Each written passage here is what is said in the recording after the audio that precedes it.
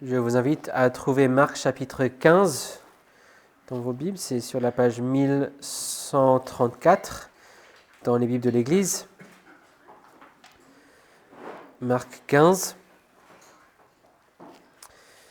Nous allons lire ce matin les 15 premiers versets. L'histoire de Jésus devant Pilate.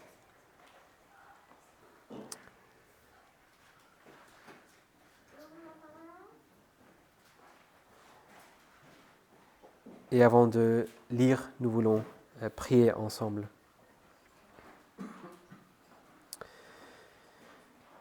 Notre Père céleste, nous te remercions pour ta parole et pour cette occasion que tu nous donnes maintenant de t'entendre t'adresser à nous depuis ton saint trône.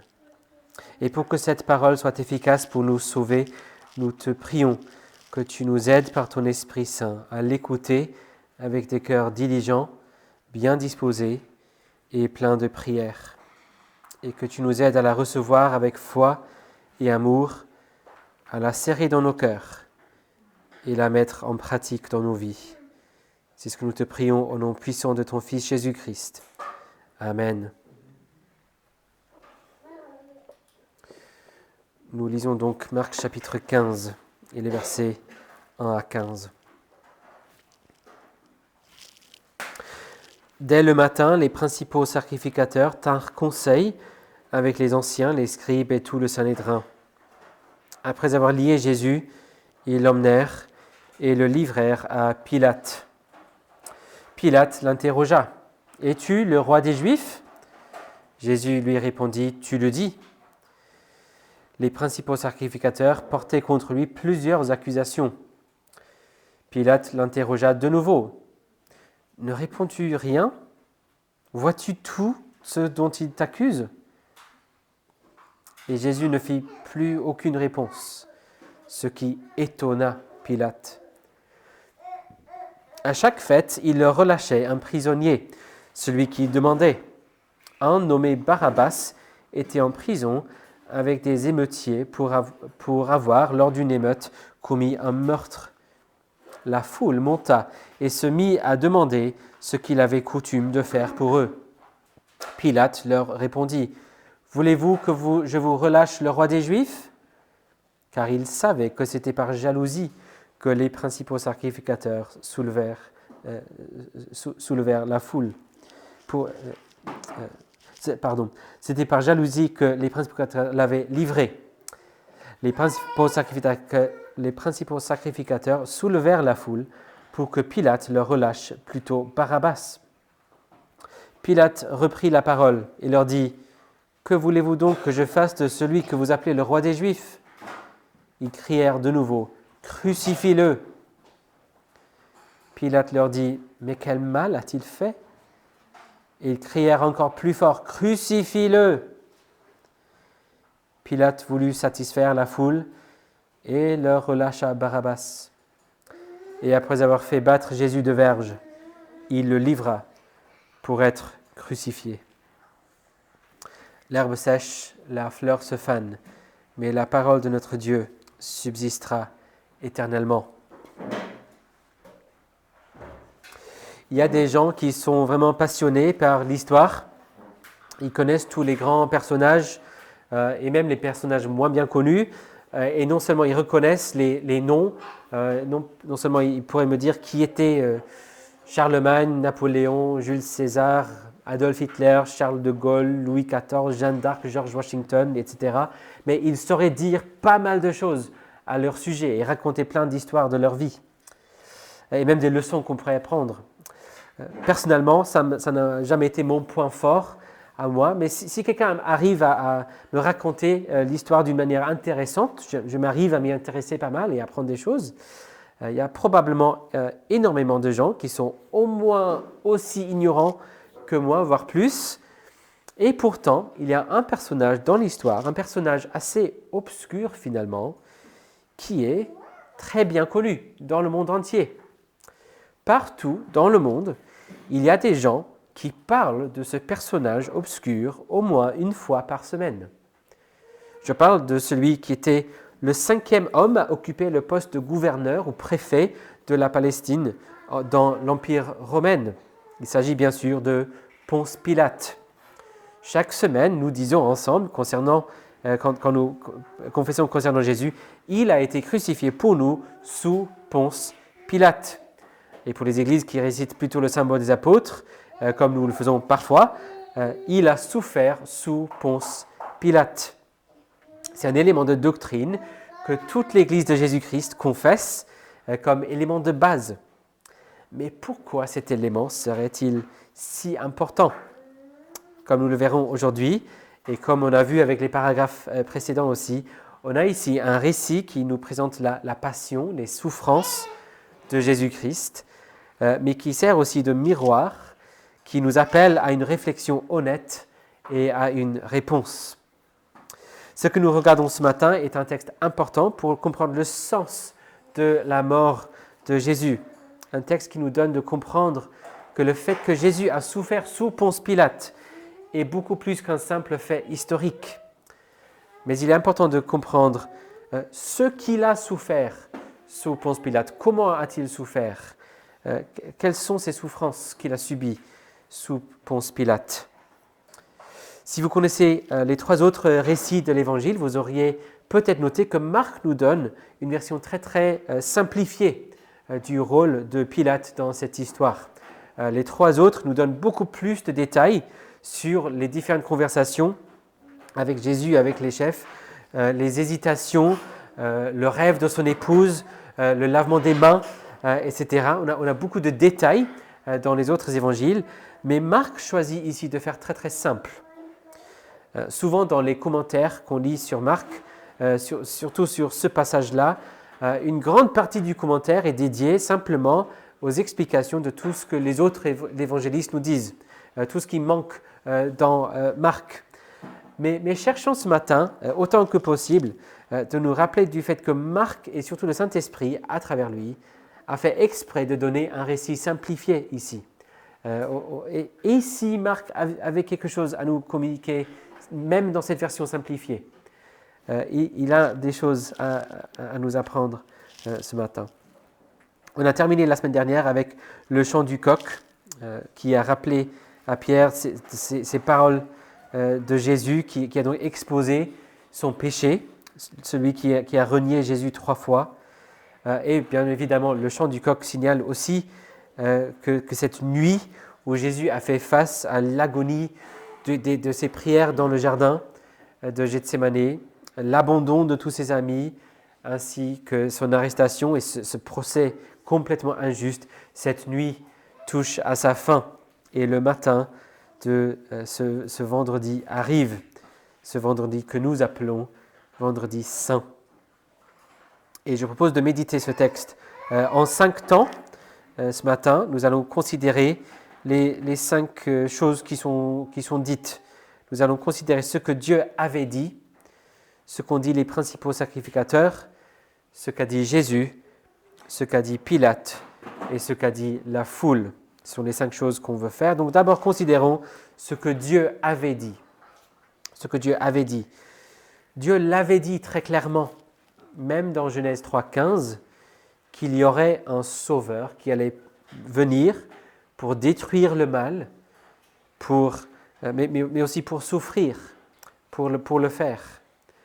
On a vu plusieurs fois, en lien avec ces différents passages, des prophéties comme Ésaïe 53, et comment Jésus était en train de les accomplir tout au long de ces événements. Il est venu en tant qu'agneau qui sert de sacrifice pour le péché du peuple de Dieu, surtout en cette fête de Pâques. Il est le véritable agneau pascal. On a aussi les paroles de Dieu par son prophète Jésus lui-même. 3 fois dans l'évangile de Marc, il a prophétisé ce qui devait se faire. La dernière prédiction, au verset 33 du chapitre 10, est celle qui donne le plus de détails. « Voici, nous montons à Jérusalem, et le Fils de l'homme sera livré aux principaux sacrificateurs et aux scribes. Ils le condamneront à mort, le livreront aux païens, se moqueront de lui, cracheront sur lui, le flagelleront et le feront mourir. Et 3 jours après, il ressuscitera. » Voilà, on a déjà vu l'accomplissement de la plupart de cette prophétie déjà, n'est-ce pas? Et même si les disciples n'y comprennent rien, notons que tout ici se passe exactement comme Jésus avait prédit.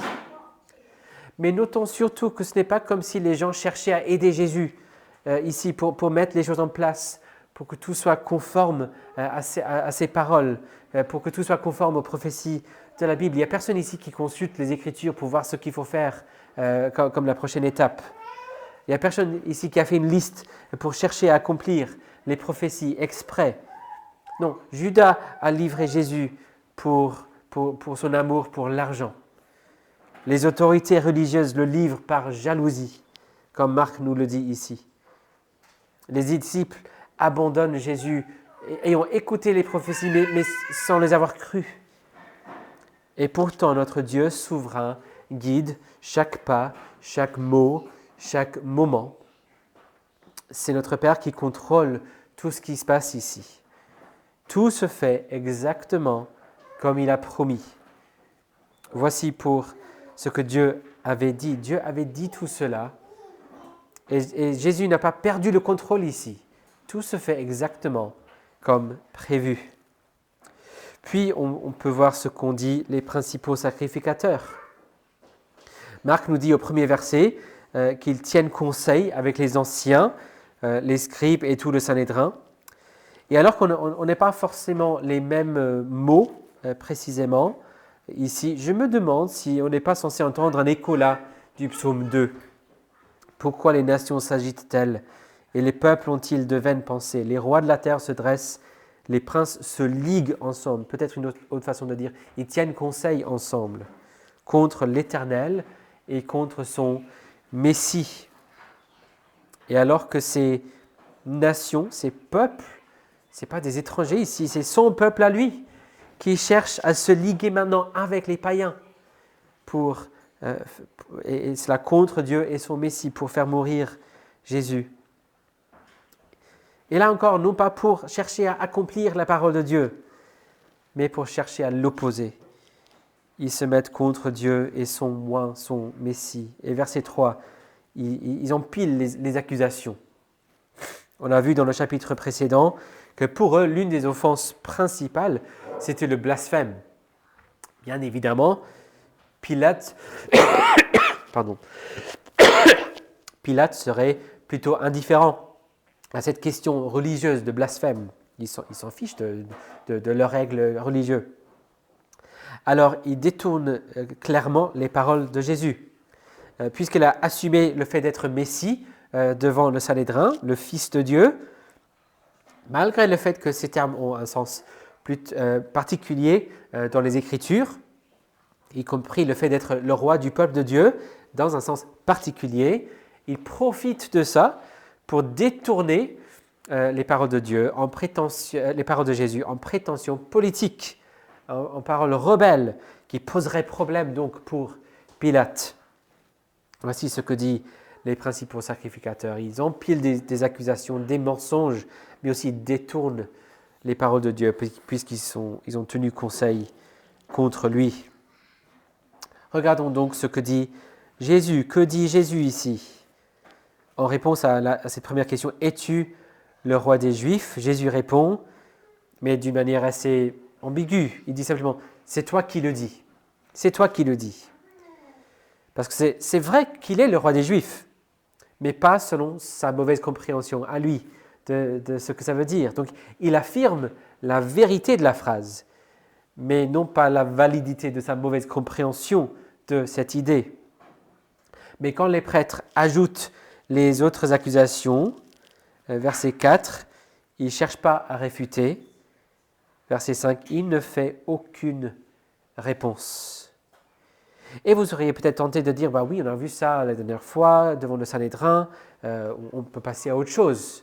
On a déjà vu ce point-là, il n'a rien dit. Et pourtant, Marc a pris le temps de nous dire que c'est la même chose ici qui s'est produite. Et il n'a rien dit face aux fausses accusations. Et donc, il nous invite à le contempler à nouveau, à faire une pause pour noter ce même fait encore une fois. il nous appelle à prêter attention à ce fait, à le reméditer, à le ruminer. Comme devant le Sanhédrin, lorsque quelqu'un a cherché à placer sur Jésus un péché qu'il n'avait jamais commis, il n'a rien dit.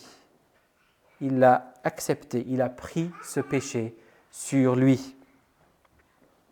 Je l'ai cité quand on a vu Jésus devant le Sanhédrin, mais comme l'a dit Ésaïe, il a été maltraité, il s'est humilié, il n'a pas ouvert la bouche, semblable à un agneau qu'on mène à la boucherie, à une brebis muette devant ceux qui l'attendent.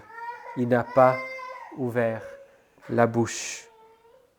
Voyez donc combien Jésus est décidé, il est résolu. Il a eu du temps pour penser à une réponse aux fausses accusations, mais il ne fait pas. Tous les péchés dont on l'accuse, qu'il n'a jamais commis, il accepte. Tout ce qui est vrai, il assume, et tout ce qui est faux, il accepte. Que dit Pilate donc ? Que dit Pilate ? Il lui pose la question, en fait, sauf que, comme avec le grand prêtre du Sanhédrin, en fait, c'est une affirmation, mais avec le fait que ce soit une question est implicite. Toi, tu es le roi des Juifs ? Et donc, un peu comme si lui aussi, il confesse la vérité à son insu, involontairement. On a le grand prêtre et Pilate qui disent « Tu es toi-même le Fils de Dieu », sauf que sous forme de question. Mais ensuite, face à toutes les fausses accusations et le silence de Jésus, Pilate est simplement stupéfait.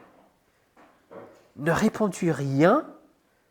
Vois-tu tous ceux dont il t'accuse ?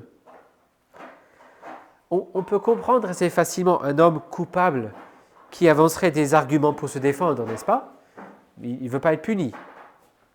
On pourrait même comprendre un homme coupable qui accepte et qui reconnaît sa faute et donc il reste silencieux. Et on peut comprendre un homme innocent qui se défend. Mais un homme qui est assez clairement innocent, qui se tait. Il est stupéfait. Comme Marc nous dit au verset 10, Pilate savait très bien que ses accusateurs étaient tout simplement jaloux de Jésus. Clairement, Jésus a réussi à construire un mouvement. Il y a beaucoup de gens qui suivent Jésus. Et par les autres récits qu'on a à propos de Pilate dans les évangiles et dans d'autres sources historiques, il est assez clair que Pilate détestait ces sujets juifs. Il détestait ces gens. Il était romain et il détestait ces gens. Et donc, il n'a pas vraiment envie d'aider les Juifs. Mais c'était aussi un homme qui a eu à gérer des manifs et d'autres soucis. Et donc, il était assez cynique et conscient de ce qu'on appelle le réel politique, le pouvoir que pouvait avoir une foule. Et donc, il savait que parfois, il faut simplement chercher à les satisfaire, surtout pour les faire taire. Et donc, on voit ce moment où le peuple arrive à la résidence où il séjournait. Il n'habitait pas à Jérusalem, mais vu que tout le monde allait à Jérusalem pour cette fête de Pâques, c'était prudent d'y aller quand tout le monde y allait aussi. Et il demande à ce qu'il continue cette tradition où il libère un prisonnier à chaque fête. Et Pilate voit une occasion. Clairement, ce n'est pas quelque chose qu'il aime faire, libérer un prisonnier. Mais là, il a un homme innocent. Et clairement, il a assez de gens qui l'aiment pour que les chefs religieux soient jaloux. Donc, tant qu'à faire, utilisons cette tradition pour me débarrasser de cet homme innocent, satisfaire à la foule, assurer que les chefs religieux me laissent tranquille tout en étant archi frustrés. Mais les chefs religieux sont prêts pour ça. Ils soulèvent la foule pour qu'elle demande quelqu'un d'autre. Ils demandent Barabbas. Donc, regardons dans un dernier temps ce que dit la foule. Ce que dit la foule. Il demande à ce que Pilate relâche un meurtrier qui était avec les émeutiers pendant une émeute particulière. On n'a pas d'autres détails sur cette émeute, mais apparemment c'était un événement connu à l'époque. Au verset... c'était quel verset, pardon ? Verset 7. Dans notre édition, lors d'une émeute On pourrait aussi dire lors de l'émeute. Donc, il semble que les gens savent de quel événement il s'agisse. Mais donc, ils crient « Relâche Barabbas !» Ils veulent que ce meurtrier soit libéré. Et pour Pilate, ça n'a aucun sens. L'idée était sûrement que la tradition soit pour qu'il choisisse quelqu'un qui croyait être innocent. Et là, il a un prisonnier vraiment innocent et on aurait peut-être pensé assez populaire pour que les chefs soient jaloux et ils choisissent un meurtrier connu, on pourrait dire un terroriste.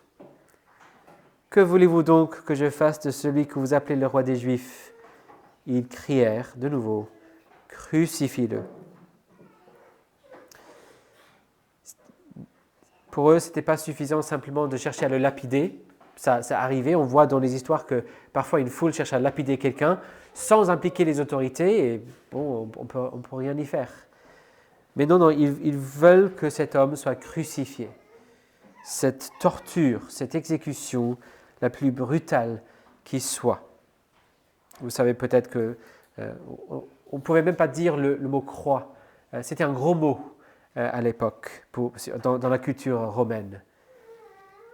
Cette foule qui 5 jours avant criait « Hosanna » pour célébrer l'arrivée du roi des Juifs, crie maintenant « Crucifie-le ». Probablement pas exactement les mêmes gens. Il y a ceux qui disent « Non, c'était clairement 2 foules complètement différentes », mais c'était probablement pas une foule complètement différente non plus. C'était les mêmes gens qui étaient à Jérusalem et tout le monde était monté à Jérusalem. On ne peut pas dire tous ceux qui étaient là le dimanche c'était des Galiléens et puis les autres c'était pas des Galiléens. On n'a aucun moyen de le dire. En fait, tout le monde disait Hosanna, béni soit celui qui vient au nom de Dieu, le roi est enfin venu. Et vendredi, crucifie-le. Il y avait beaucoup de gens qui auraient fait les deux. Et quand Pilate cherche à comprendre, verset 14, il ne cherche même pas à expliquer ou à répondre. Mais quel mal a-t-il fait ? Et ils crièrent encore plus fort, crucifie-le. Il y en a marre de tes questions, Pilate. Crucifie-le. Et donc au verset 15, Pilate voulut satisfaire la foule et leur relâcha Barabbas. Et après avoir fait battre Jésus de verge, et il le livra pour être crucifié. C'était comme ça qu'on préparait quelqu'un pour une crucifixion. On le battait avec des verges, c'était vraiment violent. Un gouverneur romain, il n'avait aucune limite sur lui pour combien il pouvait faire battre quelqu'un. Un soldat pouvait battre quelqu'un jusqu'à 39 fois. Pour un gouverneur comme Pilate, il aurait pu faire autant qu'il voulait. Donc c'est comme ça, il prépare Jésus pour la crucifixion en le faisant battre de verges.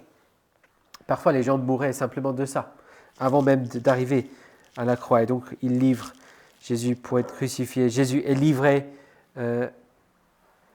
au conseil par Judas, par le conseil à Pilate, et puis Pilate le livre au peuple pour qu'il soit crucifié.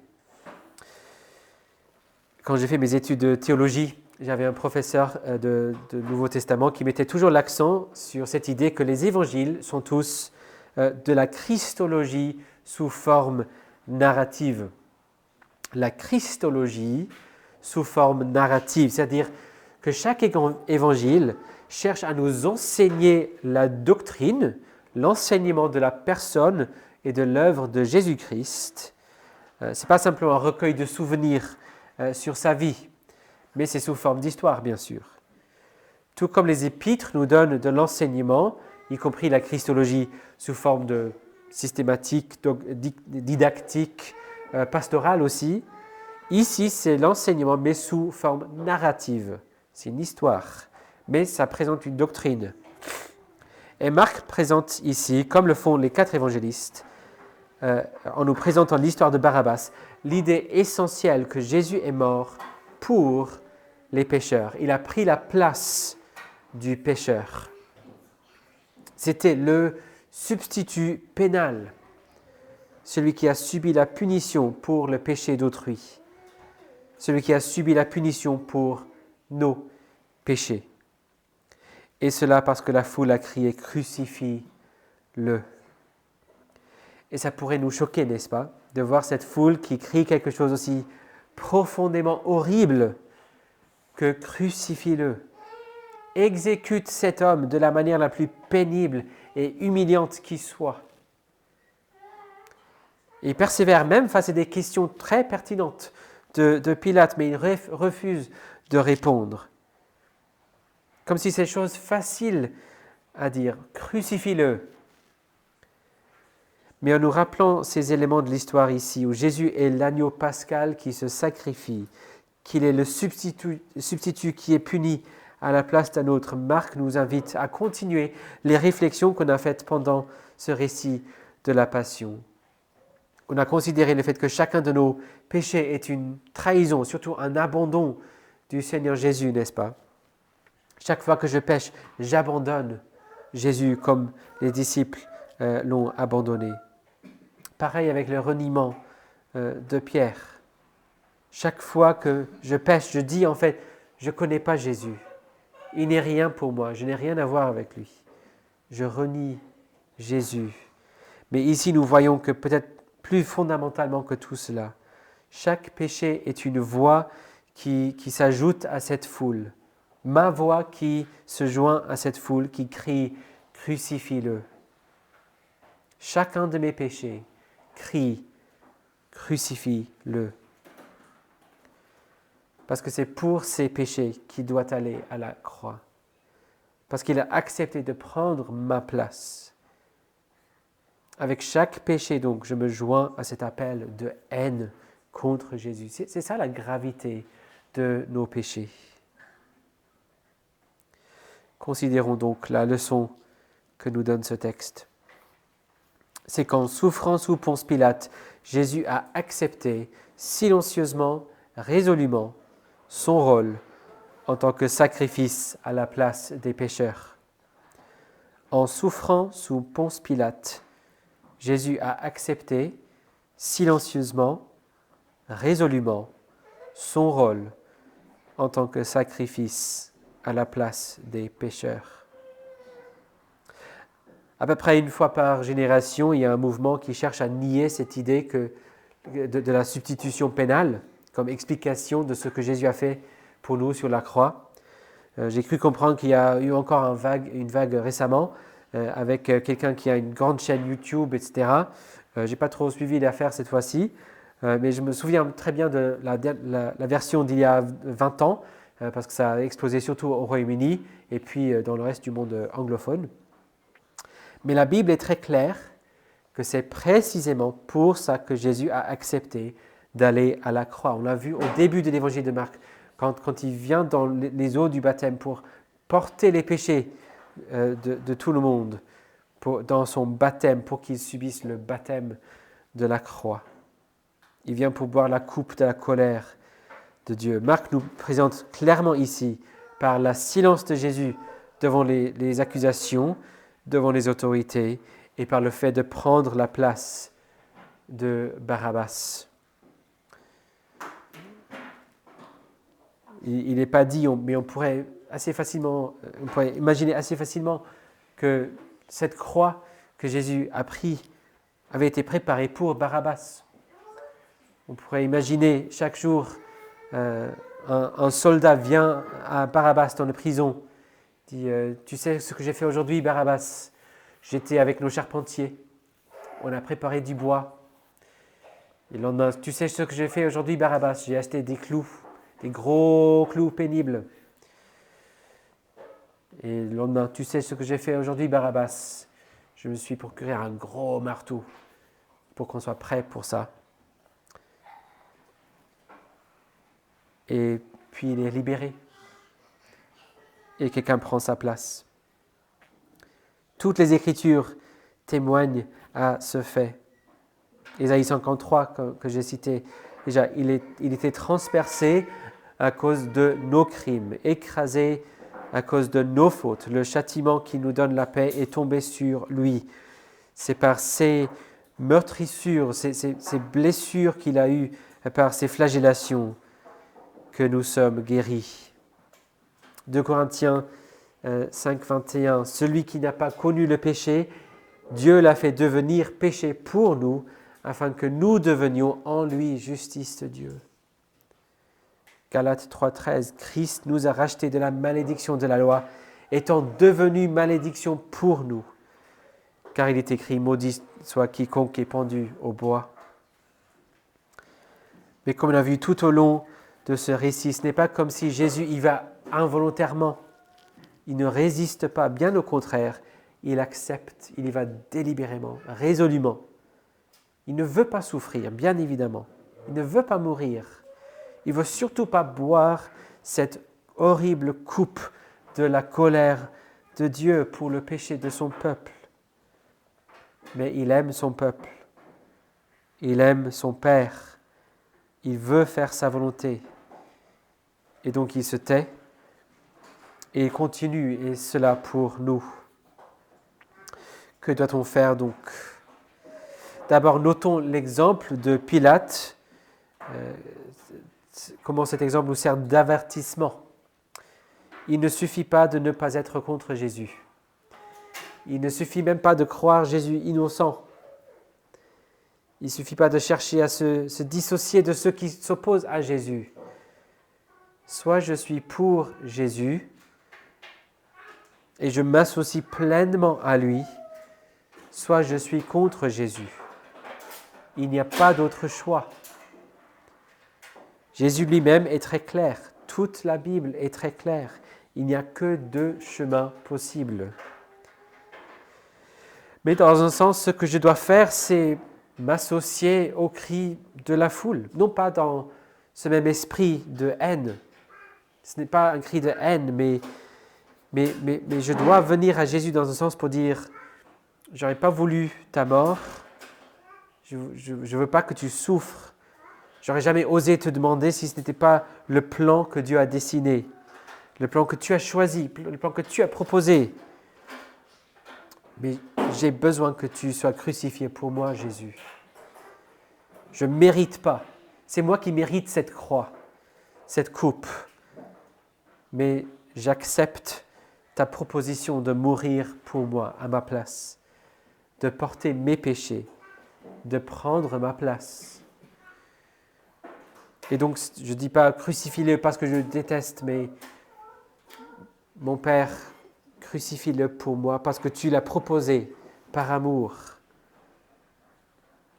C'est ça, souffrir sous Ponce Pilate, être condamné à ma place. Et la version la plus élaborée du symbole de Nicée le dit très bien. Il a été crucifié pour nous sous Ponce Pilate. Ce silence qu'il a tenu devant Pilate, il le garde aujourd'hui aussi lorsque vous placez sur lui vos péchés. Il les accepte tous et il les porte à la croix. Venez donc recevoir ce don merveilleux, acceptez la liberté qu'il vous accorde comme il l'a accordé à Barabbas, la vie qu'il vous accorde. Venez, même aujourd'hui, même là maintenant, placez tout ce que vous êtes entre ses mains. Il se chargera du reste. Il vous sauvera. N'hésitez plus. Ne soyez pas comme Pilate. Assumez. Venez vous associer à ce Sauveur merveilleux. Et je vous promets en son nom que vous vivrez éternellement. Amen. Prions. Merci, notre Père, pour ta parole. Merci pour Jésus, qui a été prêt à être crucifié en notre place. Nous reconnaissons que cette croix, c'est la moindre chose que nous méritons. Nous méritons toute la coupe de ta colère contre notre péché, contre un Dieu infini et infiniment bon. Nous t'avons offensé donc infiniment et nous méritons cette croix et cette coupe. Mais Jésus l'a accepté silencieusement et résolument. Merci Seigneur Jésus pour cet amour si grand. Donne-nous de l'accepter, donne-nous de placer tous nos péchés sur toi, donne-nous de nous associer à toi pleinement par la foi et par la repentance. Et donne-nous de te suivre à chaque pas. Nous le prions au nom de Jésus-Christ, notre Père. Amen.